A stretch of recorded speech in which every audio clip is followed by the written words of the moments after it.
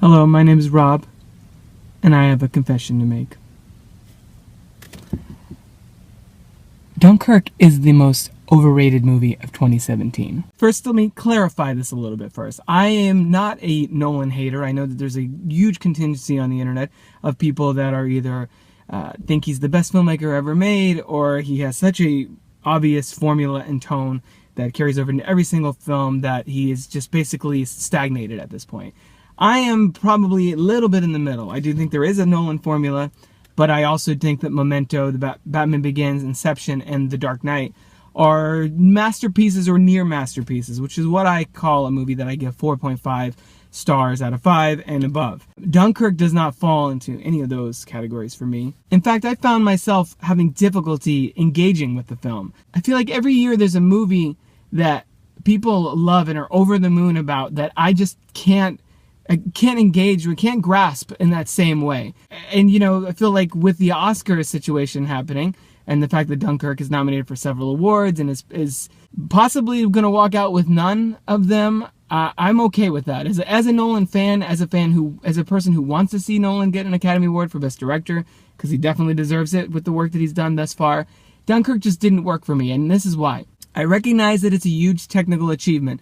I recognize that what it does with the different timelines and with its editing, the way everything's cut together, is really innovative, and it's really centering on the event itself and not necessarily the people involved. It's really trying to tell a story about this real life event and give you a sense of what it was like to be there by jumping perspectives to multiple different aspects of what Dunkirk was about. But as a person who is engaged by dialogue, who's engaged by characters and emotions, focusing on a bunch of characters that we don't really know anything about, many of which are young white guys who, to me, are interchangeable, it just felt, to me, very slow-paced. There was no one for me to really cling to.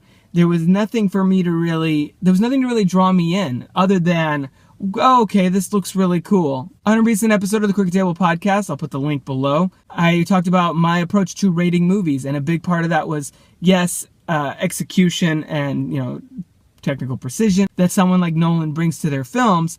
However, as far as rewatchability, as far as thematic resonance, as far as me feeling like I'm getting an experience out of this movie that I can't get anywhere else, that it's taking me on an emotional journey, I just didn't see that. And I think that's why a lot of people accuse Nolan of being very cold. His approach is so distant and so clinical in many ways that something like Dunkirk is so much more concerned with how it's telling the story that it doesn't focus on the characters that are supposed to bring you into it in the first place. Before I saw the film, hearing everybody say that it was such an achievement and Nolan's best film ever and blah, blah, blah, blah, blah, definitely didn't help me going into the movie with a clear head and an open mind. I went in already expecting it to be incredible.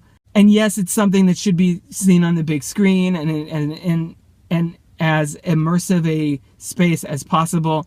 But when it comes right down to it, does it deserve Best Picture? Does it one of the best films of the year? Is it even one of the best Nolan's best films? And for me, all across the board, it's a resounding no. I think it deserves some technical awards, maybe sound editing, maybe actual editing, if they're not going to give it to Baby Driver, which was one of my favorite films of last year. It did earn that in the way that the story was told. So with the Oscars only a few weeks away, I think it's important to keep things in context and not let the quality of some of these films or the worthiness of some of these films get blown out of proportion.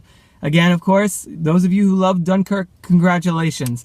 I wish that I shared your opinion, and I'm definitely excited to see what Nolan does next, even though I was less than enthusiastic about Dunkirk. If you enjoyed this video, click to subscribe to more Crooked Table videos.